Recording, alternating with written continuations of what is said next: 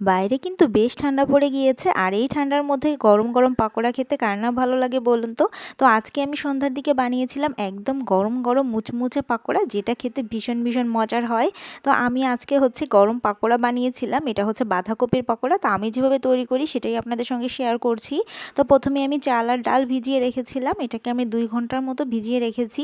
এরপরে একটু ব্লেন্ডারে দিয়ে দিলাম ব্লেন্ড করে নেওয়ার জন্য। এখানে আমি 2 কোয়া রসুন নিয়েছি, সেই সাথে একটু ধনিয়া পাতা নিয়েছি। এখন এটাকে ব্লেন্ড করে নিচ্ছি।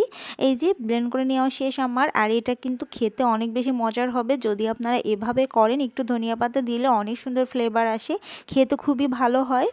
তো এখন একটা পাত্রের মধ্যে আমি এটা নিয়ে নিচ্ছি। এবার এখানে আমি কিছু উপকরণ অ্যাড করে দিচ্ছি। এখানে বাঁধাকপি নিচ্ছি, যতটা হচ্ছে বাঁধাকপিগুলো কুচি করে কাটা যায়, মানে পাতলা করে, ততটা ভালো হয়। তো কুচি করে কেটে নিয়ে দিয়ে দিলাম। এখানে 1 কাপের মতো বাঁধাকপি দিয়েছি, আর বেশি করে একটু পেঁয়াজ কুচি দিয়ে দিয়েছি, সেই সাথে একটু কাঁচামরিচ দিয়েছি।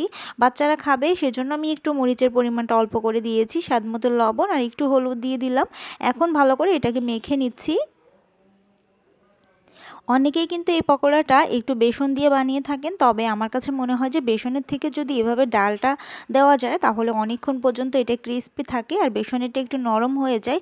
আমার কাছে আবার পকোড়া একটু ক্রিস্পি হলে বেশি ভালো লাগে খেতে। আমি নিজেও বেসনেরটা বানিয়ে দেখেছিলাম, তখন আমার মনে হয়েছে যে কিছুক্ষণ রাখলেই এটা কেমন নরম হয়ে যায়, আর এটা কিন্তু নরম হয় না। 2 থেকে 3 ঘন্টা থাকলেও কিন্তু এটা একদম মুচমুচা থাকে, মানে খুবই মজার হয় খেতে।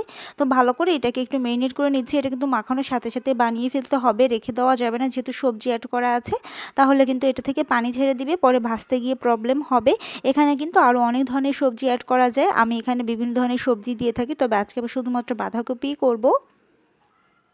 তো এরপরে চুলার মধ্যে এই যে একটা কড়াই বসিয়ে দিয়েছি, আমার লোহার কড়াই, আর তেল গরম করে তারপরে হচ্ছে পকোড়াগুলো দিয়ে দিলাম। আমি একটু মানে মিডিয়াম সাইজের করে তারপর দিচ্ছি। এগুলো একটু বড় বড় সাইজ হলেই বেশি ভালো লাগে দেখতে, খেতেও ভালো লাগে। তো চুলার আঁচটা একটু মিডিয়ামে রেখে এটাকে ভালো করে ভেজে নিতে হবে।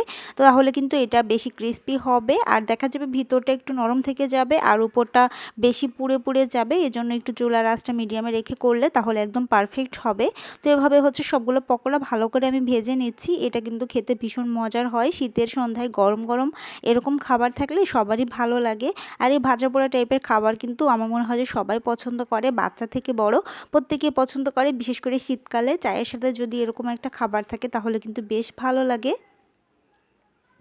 আমার নিজেরও এই ধরনের ভাজা পোড়া খাবার বেশি পছন্দ, তবে এখন আমি তেমন একটা খাই না। এখন যেহেতু শীতকাল চলছে তাই এজন্য একটু এই ধরনের খাবারগুলো মাঝে মাঝে বানানো হয়।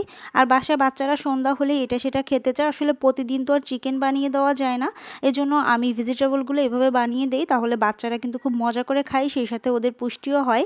আর এখানে অনেক ধরনের সবজি দিয়েও করা যায়, যত বেশি সবজি দেওয়া যায়। আসলে এখন যেহেতু শীতকাল অনেক ধরনের সবুজ শাকসবজি পাওয়া যায় ফ্রেশ।